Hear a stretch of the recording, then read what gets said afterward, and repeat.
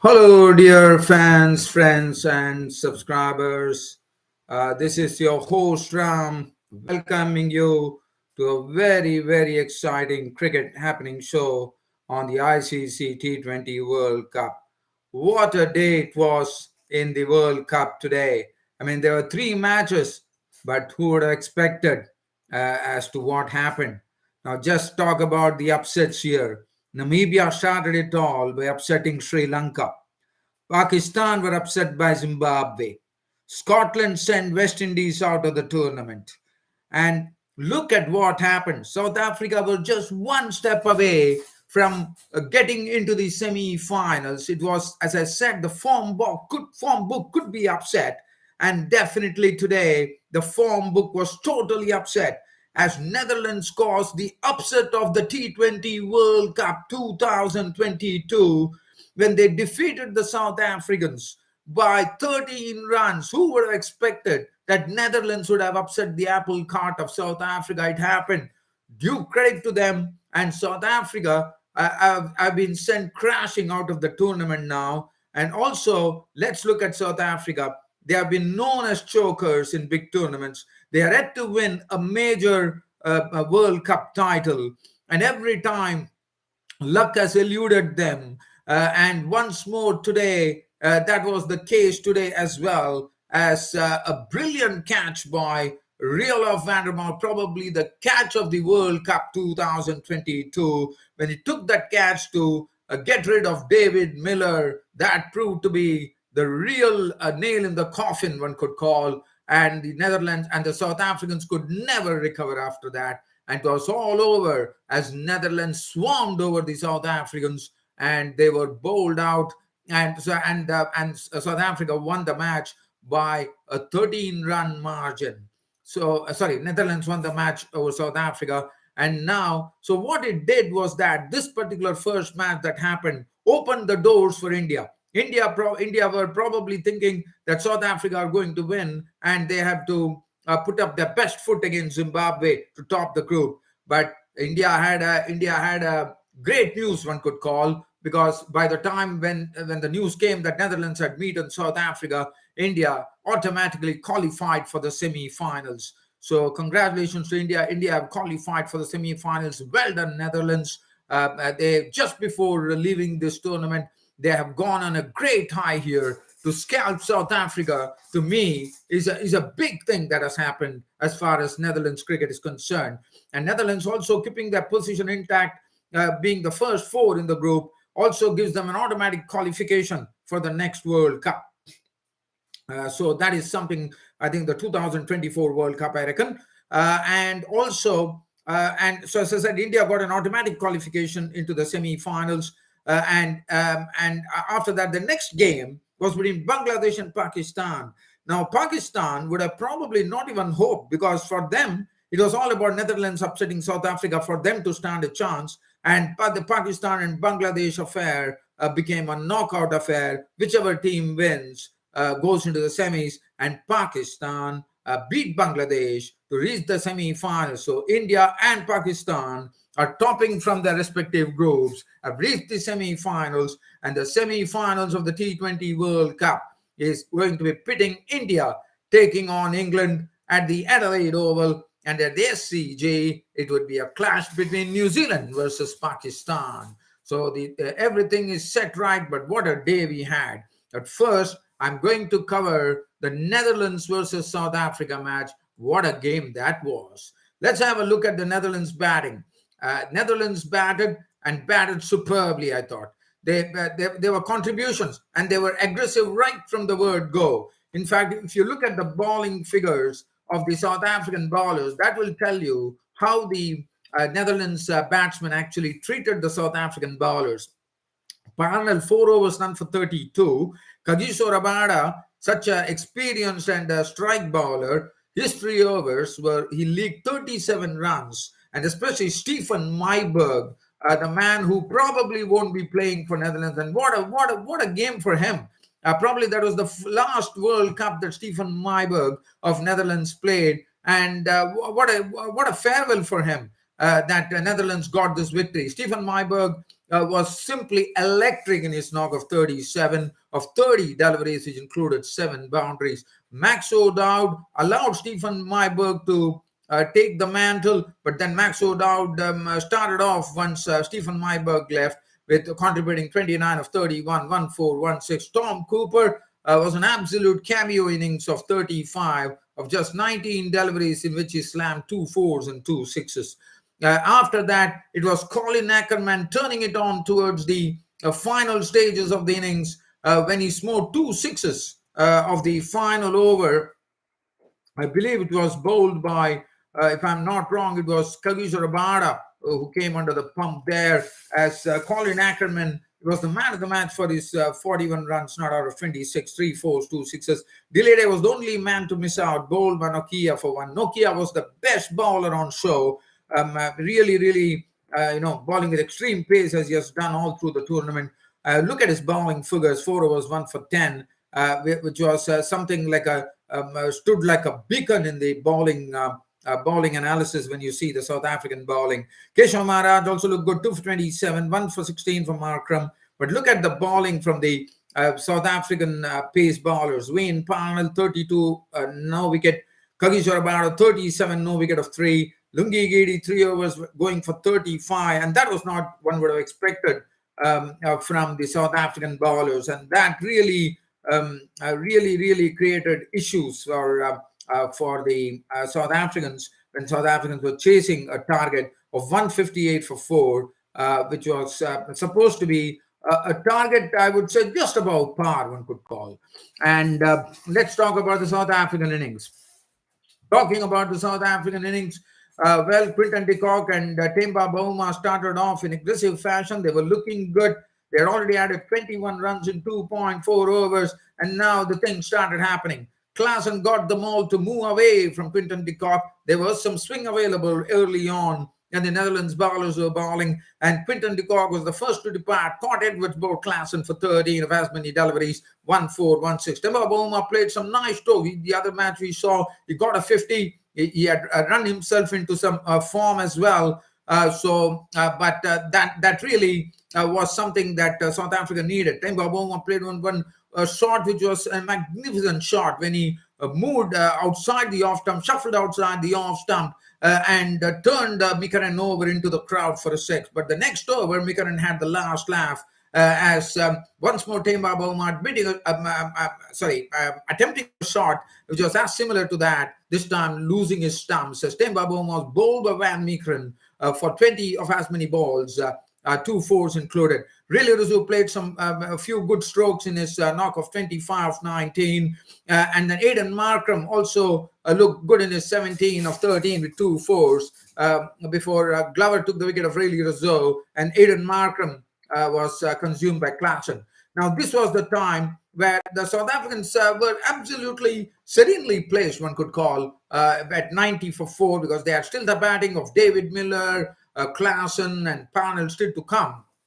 And who would have expected this particular catch really turned it on? David Miller was the crease, and as I said, Riolo van der Mau, who used to play for South Africa at once upon a time, came here and picked up an absolutely a screamer, one could call, as it was Miller was at the crease, and the bowler was Dan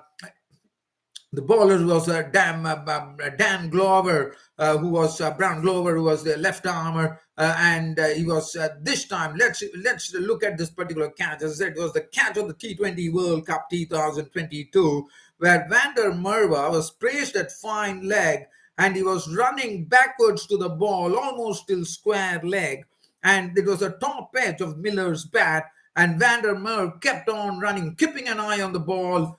He came low, he anticipated well, tumbled to his left, and the ball stuck into his hand. And that was a big wicket for Netherlands, as David Miller was on his way, caught Van der Merwe, the cat of T20 World Cup 2022. He was gone for 17 of as many balls, 1 boundary.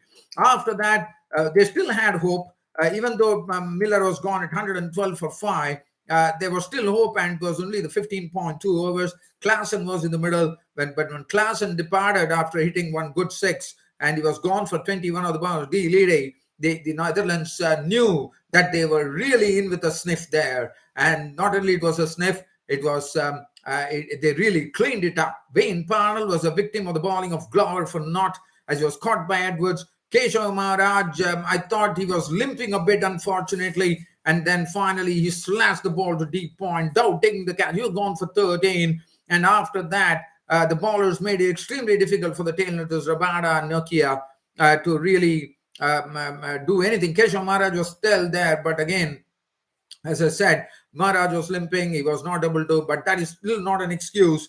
And it was all over for the South Africans. And who would have expected that the South Africans, who were looking good in this T20 World Cup, and they have been known as chokers in this World Cup, as we all know. I really feel very sorry for South Africa because I thought this was their best bet here. They had performed well. They just lost one match against Pakistan, I reckon. They beat India as well. But who would have reckoned that South Africa, in their last match of the Super 12, would have been sent crashing out of the tournament? And it was an absolutely heartbreaking game for South Africa. One really feels for the South Africans. But what about Netherlands? What a tremendous spirit they have shown. And they have consumed South Africa. Not only that, they have sent them out of the tournament. And Netherlands, as I said, are going on a great high after this T20. I think this is the best ever T20 World Cup because beating South Africa is the upset of the tournament, according to me. And the bowling has been superb from the Netherlands bowlers. Dutch bowlers were absolutely on the money. Fred Klaassen, 4 overs, no maiden, 2 for 20. Paul van Meegeren, a bit costly, 1 for 33, 3 overs, 1 maiden. Colin Ackerman, 3 overs, none for 16. Rielo van der Mout bowled 2 overs for 19. Brandon Glover, a very good bowling spell from him, not only keeping the runs down, but also picking up the 3 wickets for 9 runs in his spell. Logan Van Beek, 3 overs, none for 23. And Dileda, 3 overs, 2 for 25. Colin Ackerman taking the man of the match for his final onslaught of 41 runs of 26 balls, which was also an unbeaten 41 at that. And that was the end of the South Africans. And what a shame that South Africa is no longer a part of this World Cup. And they have lost to the Netherlands by 13 runs. Now, so that is, so as I said, once this match was over, India had confirmed their place in the semi-finals. Now, let's have a look at the game between India and Zimbabwe. The verdict, India had a very big win, an easy win at that, by 71 runs. India started off, their main goal was to go and top the group, and that's what they precisely did. As they totaled up 186 for 5. They started off aggressively. Rahul once again showing his wares in wonderful fashion, slamming 51 of 35, 3 fours, 3 sixes. Rohit Sharma's 15 of 13, 2 boundaries. Kohli made 26 of 25, 2 boundaries. But Surya Kumar Yadav played some unbelievable strokes on a pitch which was very easy for batting. And the runs absolutely cascaded from the blade of Surya Kumar Yadav. It was like sky hitting the limit. And what a knock that was. Unbelievable. The Zimbabwean bowlers were absolutely lost. They did not know where to pitch the ball. If you're going to pitch the ball outside the off stump, he was taking a foot outside the off stump and swiveling around and putting the ball into the on side, into the spectators. And he did it 4 times, 4 sixes and 6 boundaries embedded.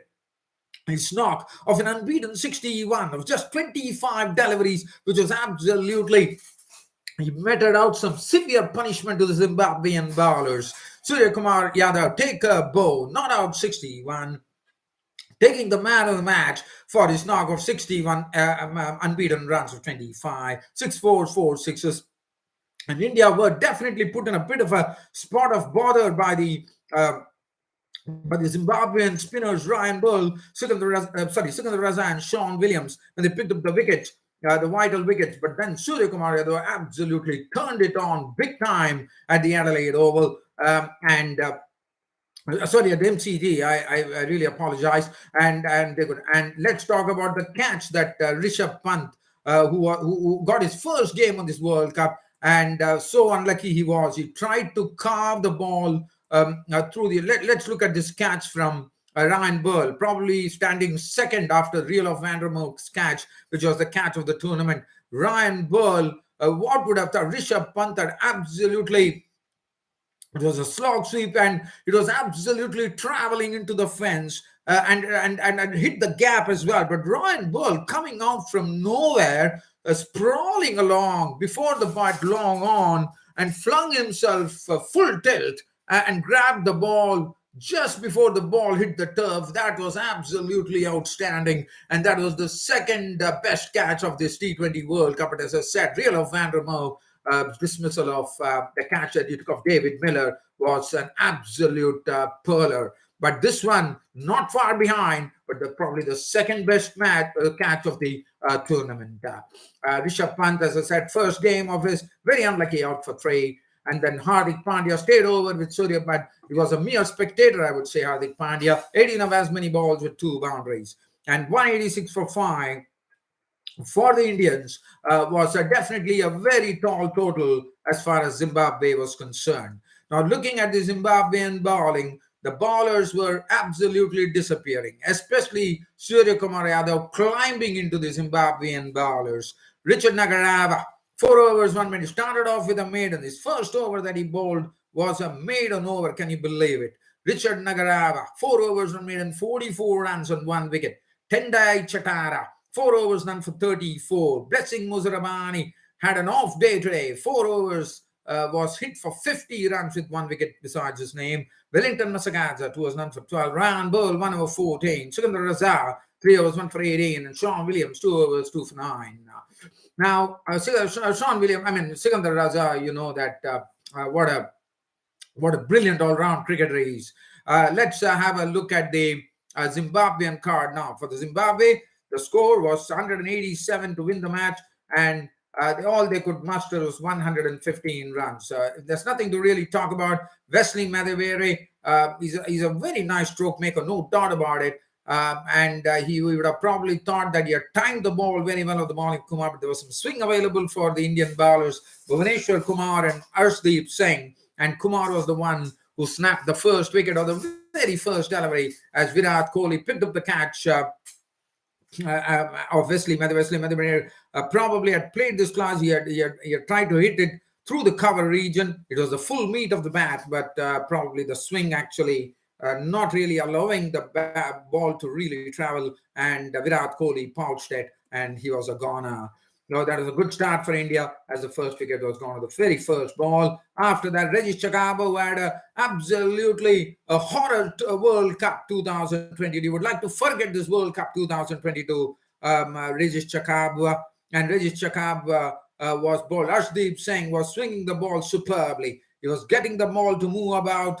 He was getting the ball to jag in, jag out. And he claimed the wicket of the out of form Regis Chakab, sending him for a duck. What a ball that was. In fact, the ball snaked in through the gate of Regis Chakab's bat and pad gap and hit the timber. And that was the end of Regis Chakab. Arshdeep Singh was bowling superbly.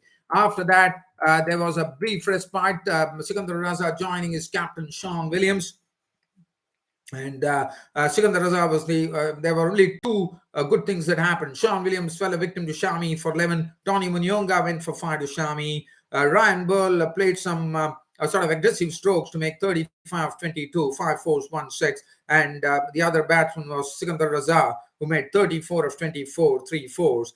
This was only solitary. Only solace that the Zimbabweans had. After that, there was nothing to really talk about. The Indian spinners, Ashwin and Akshar Patel, totally wrapping it up, as the Zimbabweans losing by a huge margin of 71 runs against India. And as I said, India clinching the semi-final place, going on the top of the group, and will be meeting pitted against England. It's going to be a real tough match, an absolute cracker-jacker of a match coming up between India and England, which is coming up in the semi-finals. Looking at the bowling there, Kumar 3 overs, 1 maiden, 1 for 11. Arshdeep Singh 2 overs, 1 for 9. Shami 2 for 14 of 2.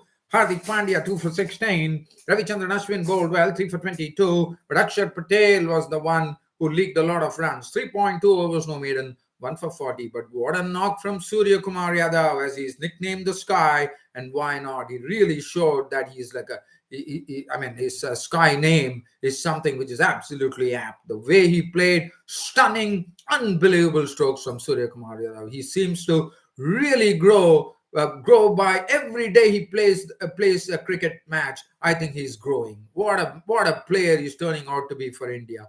I told you when I did my preview of the T20 World Cup, he is the man to watch, and he has been the man to watch for India.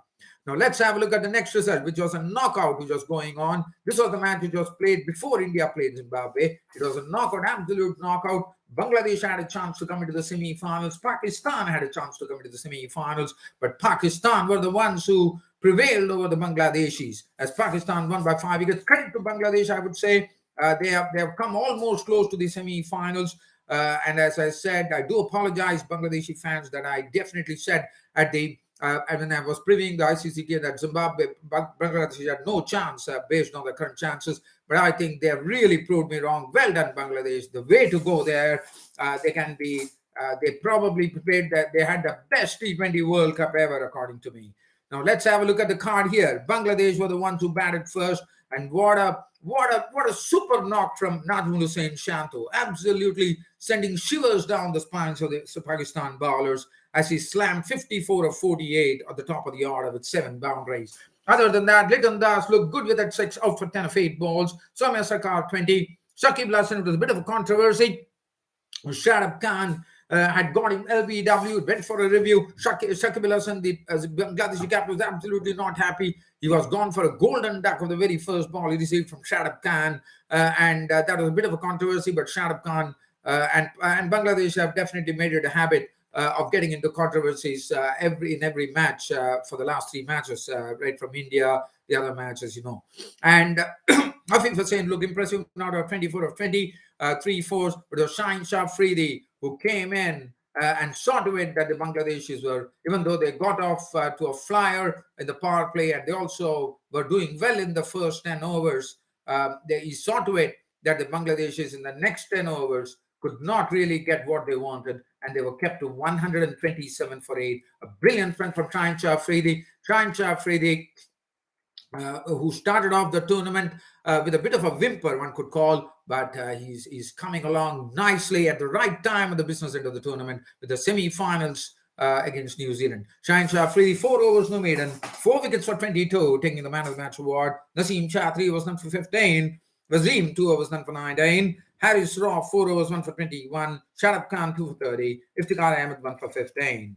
Now, Pakistan were the ones who were chasing 128. Not a big score by any standards, but Mohammad Rizwan and Babar Azam were trying to play themselves into form. They know that the target was very low. There was no need for them to take any big chances, and that's what they precisely did. They reined themselves in. They took their time at the crease. If you look at that, at least Mohammad Rizwan and Babar Azam probably put a partnership of some note here, as they made 57 runs in 10.3 overs, 32 coming from the bat of Mohammad Rizwan of as many balls, 2 fours, 1 6, and Babar Azam playing another sedate knock of 25 33, 2 boundaries.